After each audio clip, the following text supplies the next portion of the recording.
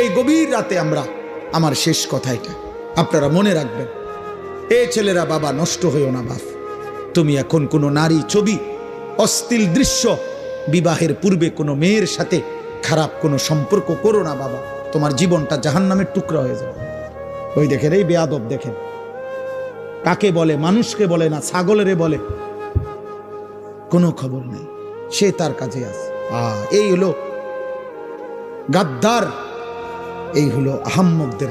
বললাম না আমি, এটা এই মোবাইলের প্রচন্ড আসক্ত যেগুলো, এদের ব্রেনে কোনো কাজ করে না, এরা প্রতিবন্ধী। হ্যাঁ, বাস্তবে এরা কোনো পাক নাফাক, ভদ্রতা, আখলাক, উচিত অনুচিত বুঝে না।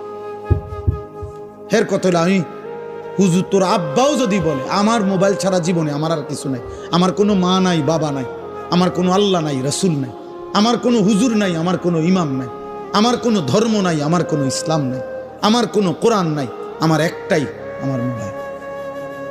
নারী ছবি, উলঙ্গ দৃশ্য, জিনা, ব্যভিচার, অশ্লীলতা, বেহায়াপনা, উল্লাস, মদ, জুয়া, এই জীবন আমার, এই জীবন। বেঈমানের দিকে তাকায় থাকে, বেঈমানের ডিজাইন।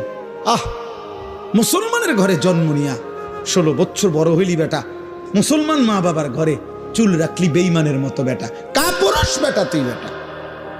থু বেটা তোর কপালে বেটা, থুতু মারলাম তোর কপালে বেটা, তোর ওই বেঈমানের চুলে থুতু মারলাম বেটা। তোর বাপ তোকেই শিখাইছে এই চুল রাখা, তোর মা শিখাইছে বেটা। তুই বড়দি হইলি মার ঘরে, মুসলমানের ঘরে, তো বেঈমানের মতো চুল রাখলি কেন বেটা? ওই বেঈমান তোর বাপ,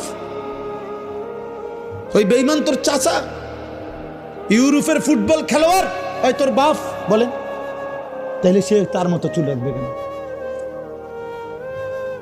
কোন ইহুদি মহিলা, সিনেমার নর্তকী যদি কোনো মুসলমান মেয়ের লেবাস, পোশাক, সাজগোজের জন্য তার পছন্দ হয়, ওই নারী, ওই মেয়ে কাপুরুষ, অপদার্থ ছাড়া, চরিত্রহীনা ছাড়া আর কিছু হইতে পারে না।